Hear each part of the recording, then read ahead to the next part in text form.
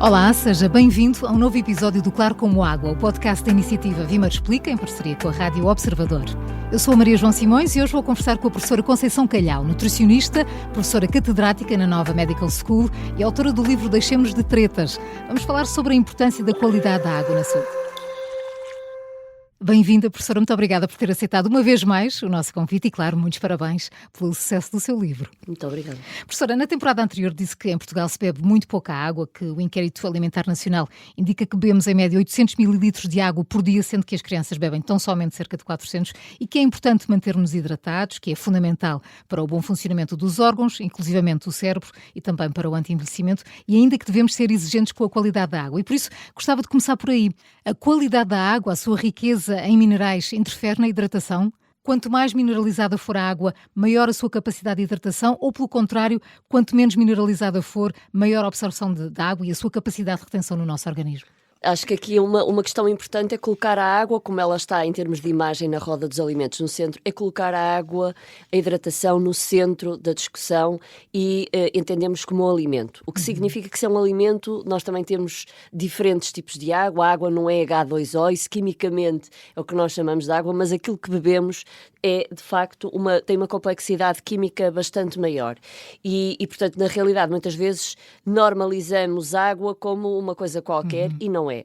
Portanto, relativamente à mineralização, portanto, a água efetivamente tem aqui uma função importante de hidratar, mas depois também é um alimento rico, pode ser rico em minerais e muitas outras complexidades químicas, mas, na verdade, a riqueza em minerais é extremamente importante, não só para facilitar a hidratação, mas também para uma reposição eletrolítica e, portanto, sem dúvida nenhuma que a química da água é extremamente importante e cada vez se vai estudando mais. Há águas cujo percurso, no fundo, acaba por ter mais riqueza em cálcio, mais riqueza em sílica, mais riqueza em magnésio, portanto, temos uma diversidade grande.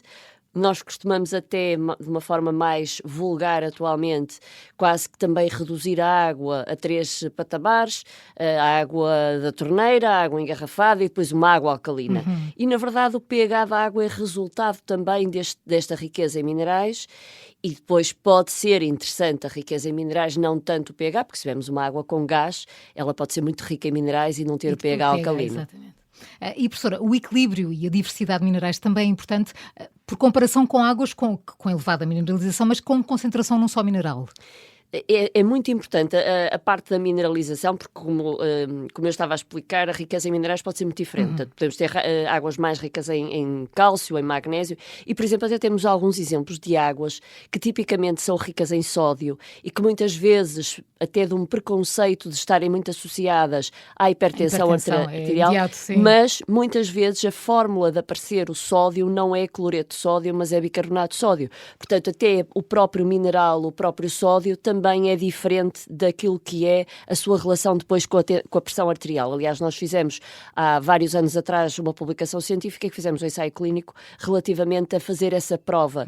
Ou seja, fizemos um ensaio clínico com o consumo de águas ricas em bicarbonato de sódio e não houve uma alteração da pressão arterial. Portanto, é efetivamente uma complexidade química que merece a sua atenção também do ponto de vista científico e não normalizar ou até banalizar um bocadinho o tema, porque parece que estamos a falar todos da mesma coisa e não estamos. E, professora, a água dura, por ter maior composição em minerais, é mais benéfica para a saúde? De que forma é que a água que consumimos impacta a nossa saúde a longo prazo? Por exemplo, a saúde intestinal é altamente influenciada e cada vez temos mais essa evidência, se é mais rica em magnésio, se é mais rica em cálcio, efetivamente temos alterações daquilo que também hoje em dia temos muita evidência, que é a importância das bactérias no intestino, do microbiota intestinal ou da flora intestinal. Efetivamente, esta riqueza em minerais também vai condicionar o tipo de microbiota.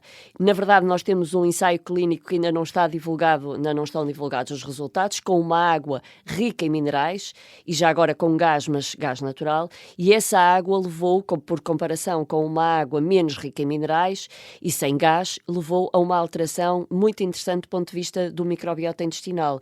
Principalmente, e esse é um dos resultados mais promissores, é aumentar mais a presença de bactérias que produzem ácidos gordos de cadeia curta ou butirato, que são, obviamente, aquelas bactérias que melhor associação têm a outcomes de saúde. Portanto, efetivamente, efetivamente, no ensaio clínico em humanos, em que nós comparamos uma água menos rica em minerais com uma água mais rica em minerais, tivemos a prova dessa exposição com alterações num órgão tão importante como o microbiota intestinal. Portanto, de facto, é bastante importante nós termos a noção de que é um alimento. Quando falamos em fruta, a fruta pode ser muito diferente, mas quase que aqui dizer água depende do tipo de água e também da condição daquele indivíduo, o que é que ele precisa. Se estamos a falar no atleta, se estamos a falar no antes ou depois, ou durante a prova, quer dizer, efetivamente, esta qualidade química da água pode ser adaptada àquilo que são as necessidades de cada um. E, professora, será que, do ponto de vista prático, podemos associar a mineralização total de cada água ao conceito do princípio ativo dos medicamentos? Por exemplo,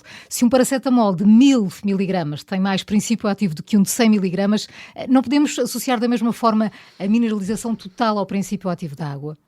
Aí sim, porque obviamente aqui a concentração é a qualidade dos minerais que temos na água e a sua concentração. E obviamente que aí vai depender muito, ou seja, eu posso ter uma água com magnésio, mas ter uma quantidade menor de magnésio por comparação com outra água mais rica em magnésio. Portanto, efetivamente, o efeito no organismo, estes compostos bioativos, vai ser muito importante a sua concentração. E, portanto, nós, aliás, o exemplo que deu, que é o meu exemplo, que é um fármaco. O fármaco, nós falamos em farmacocinética, que é o movimento do fármaco no organismo, e depois a chegada do fármaco ao órgão-alvo, a sua farmacodinamia, no fundo, o seu efeito, em relação a estes compostos bioativos, e que podemos estar a falar dos minerais, e efetivamente também significa que tem uma atividade biológica e a sua cinética, e portanto a sua concentração, o ambiente em que está, o facto de ser água com outros minerais, pode efetivamente facilitar até a absorção de água e até a absorção de outros minerais. A qualidade da água potável em Portugal e no mundo tem sido uma preocupação crescente. Até a água da torneira, mesmo sendo tratada, pode conter alguns contaminantes, compostos químicos não desejados, como os alteradores endócrinos. Que químicos são estes? Qual é o impacto na nossa saúde a curto e também a longo prazo, professora? Pois, ou relativamente até à água da torneira, e obviamente estamos a falar de uma realidade química bastante diversificada, porque não a podemos tipificar que existe uma água da torneira, existirão provavelmente muitas, mas fatores, não é? Mas uma coisa é certa, e que eu normalmente digo em relação à embalagem, é que a embalagem da água da torneira eu não a conheço. Ao contrário da engarrafada que tem nos seus rótulos da composição. Exatamente, temos uma embalagem que a preserva e a isola, no fundo, daquilo que é o meio exterior. Nós, em relação a isso, eu acho que é de facto um grande assunto, um grande tema, que é a questão do plástico ou do vidro, daquilo que é a embalagem, e muitas vezes é esse o principal argumento do ponto de vista da sustentabilidade ambiental, que se vai optar por água da torneira, mas a verdade é que o percurso da água da torneira eu desconheço, e se pensarmos muitas vezes naquilo que é o próprio chegar a casa com os canos mais ou menos modernos e com mais ou menos compostos que migram, efetivamente é arriscado falar numa segurança. Mas isso é um tema do ponto de vista da saúde pública com muito impacto, e falou daquilo que muitas vezes é o lado B dos alimentos, ou o lado B deste tema da água, que são os alteradores endócrinos. Portanto, os alteradores endócrinos, e para que as pessoas percebam, são compostos que são estranhos ao nosso organismo, mas que, chegando ao nosso organismo, alteram as nossas funções hormonais, ou seja, o nosso sistema endócrino. Ou seja, vão mimetizar uma hormona, ou vão antagonizar uma hormona, ou vão simplesmente alterar a sua vida ou a sua funcionalidade. E, portanto, são compostos estranhos ao organismo que vêm embaralhar o nosso sistema endócrino. Se tivermos a noção do quanto é importante o nosso sistema endócrino para comandar tudo, desde a memória, desde a função da insulina, portanto, o metabolismo glicídico, portanto, o sistema endócrino comanda a nossa fisiologia, o nosso funcionamento. Eu ter interferências várias de fora, efetivamente baralha muito aquilo que é o funcionamento. Portanto, nós já temos uma evidência até desde o século passado daquilo que são poluentes orgânicos que persistem no ambiente, ou seja, nós colocamos no ambiente moléculas estranhas ao nosso organismo e que não se degradam e que depois vão estar na cadeia trófica, ou seja, vão estar na água, vão estar nos alimentos sólidos, e, portanto, essa presença, essa chegada ao organismo nós temos a evidência acumulada, científica, de que temos uma grande relação, por exemplo, com a obesidade, com a diabetes, com as demências, com doença cardiovascular, com o cancro. Aliás, o cancro até foi das primeiras evidências, principalmente compostos que têm atividade estrogénica, e isso é um tema extremamente relevante quando, tanto no caso até da saúde da mulher, tanto andamos à procura das alterações hormonais ao longo da vida, e estas são hormonas, são compostos até com atividade estrogénica, que não estão a ser doseados ou nem sequer os vemos, nem conhecemos. E, de facto, a acumulação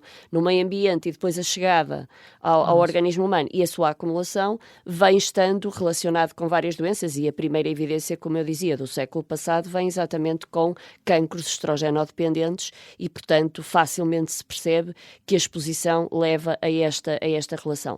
A água não deixa de ser um alimento que também pode ter estes compostos. É muito curioso que raramente nós falamos deste tema em relação ao consumo humano, mas falamos muitas vezes, e se as pessoas estiverem atentas às notícias, falam do impossex relativamente aos peixes, daquilo que é a acumulação destes poluentes e a alteração da sexualidade dos peixes, da sobrevivência dos peixes, muita acumulação destes compostos no Rio Tejo, no Rio Douro. Que se fala pouco de... E depois não se fala do consumo humano. Portanto, na verdade é um tema menos positivo, se calhar. O investimento na investigação científica nesta área não tem sido não tem sido uma prioridade. O meu grupo de investigação, e aí estou bastante à vontade para o falar, para o dizer, porque na realidade nós desde 2007 que temos um grande investimento de investigação na área dos alteradores endócrinos e tivemos muito pouco financiamento público. Portanto, tivemos sempre projetos financiados e depois tivemos, ao mesmo tempo, uma gestão financeira para podermos fazer esta investigação de uma forma livre,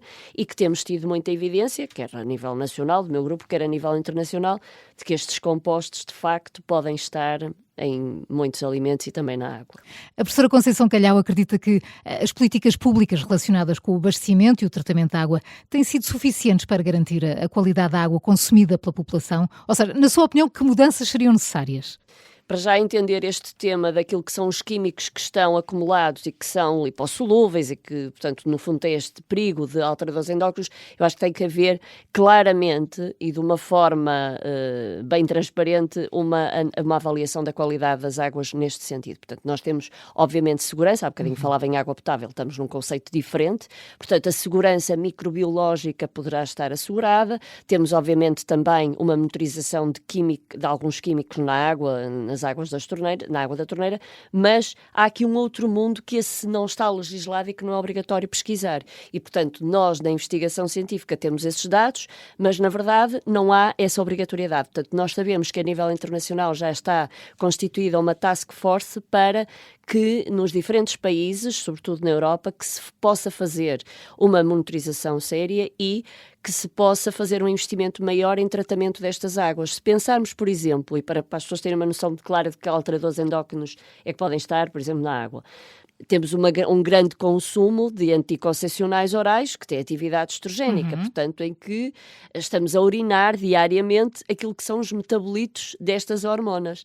E essas não têm grande tratamento, portanto, não há grande solução, porque eles efetivamente persistem no ambiente. Portanto, não há uma degradação química nem portanto, da luz, não há estas alterações, eles persistem no ambiente, o que significa que, quando nós temos os investigadores a estudar a acumulação daquilo que são os restos dos medicamentos nas águas, depois temos que perceber como é que nós estamos a conseguir, de facto, tratá-las para o consumo humano. Precisamos de fazer um investimento maior para levar este tema um bocadinho mais a sério e relacionado com a saúde. A água mineralizada engarrafada pode ser uma alternativa à água da torneira quando temos em consideração a saúde? Como eu disse, a água da torneira é uma natureza química que desconheço e também desconheço a embalagem. Bom, passando à questão, e que eu sei que é uma preocupação generalizada, a questão do plástico, assumindo que estamos a falar sobretudo de água que tem embalagem de plástico, é preciso perceber que é uma embalagem que foi testada, é obrigatório por lei testar aquilo que é a migração, ou seja, os aditivos do plástico, e que de facto uma coisa é o impacto do plástico no ambiente. Temos que assumir que colocamos a embalagem a reciclar. Isso é um não assunto. Se colocarmos a embalagem a reciclar, é um tema importante. Depois é a questão do potencial migração dos aditivos do plástico para a água. Ou seja, de facto, o plástico, o PVC é muito duro e, portanto, temos aditivos do plástico, como o bisfenol A, como os fetalatos, que podem migrar para a matriz, para o alimento. Portanto, aquilo que é um aditivo do plástico, muitas vezes pode passar a ser um aditivo do alimento. Claro que a garrafa de plástico legalmente tem que ser testada e tem que ser testada para não ter migração destes aditivos. Claro. Daí que todas as garrafas têm a indicação de que deve ser conservada a água a temperaturas no fundo não muito elevadas e que tem que ser protegido da luz. Se cumprirmos estes requisitos, é seguro a menor ou a não migração para a água. Claro que se eu tenho a garrafa ao sol, se de facto eu aproveito o plástico da garrafa de água para pôr um chá ou para pôr um sumo, obviamente para essas condições já não está testado. Claro que 2 temas. Primeiro, eu tenho que pôr a reciclar no amarelo. Segundo, eu não devo fazer má utilização da embalagem. Relativamente à utilização de outra água por causa do plástico, nós, se olharmos bem para aquilo que é o nosso lixo doméstico, não é só a garrafa de água, não é só o garrafão de água. Nós temos, hoje em dia, quase tudo embalado.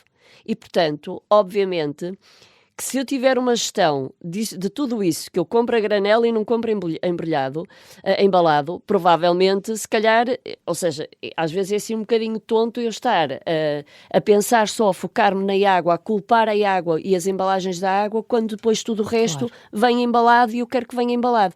Portanto, acho que esse é um tema que se deve discutir sem hipocrisia. Depois é questão de abaixo o plástico e então é copos que são de papel, mas na realidade têm um revestimento de plástico dentro, porque não há outra forma, eu não posso pôr um líquido em papel e então aí é uma dificuldade. Onde é que eu ponho a reciclar essas embalagens? Isso tem papel e tem plástico. Portanto, eu ainda me recordo de quando começamos nós a fazer a investigação nesta área, portanto, 2007, 2008, tivemos até alguma ameaça da parte da indústria relativamente àquilo que nós estávamos a comunicar dos perigos da má utilização de plástico e de repente passamos a ter uma outra fase, que é toda a gente diz mal de plástico sem perceber muito bem do que é que está a falar. Exato. E depois temos alternativas, não é? talheres de madeira, temos, quer dizer, materiais que não tarda muito estamos a ter esse impacto ambiental também. E continuando a falar do ambiente, como é que as pessoas podem contribuir para reduzir o desperdício de água sem comprometerem a sua saúde?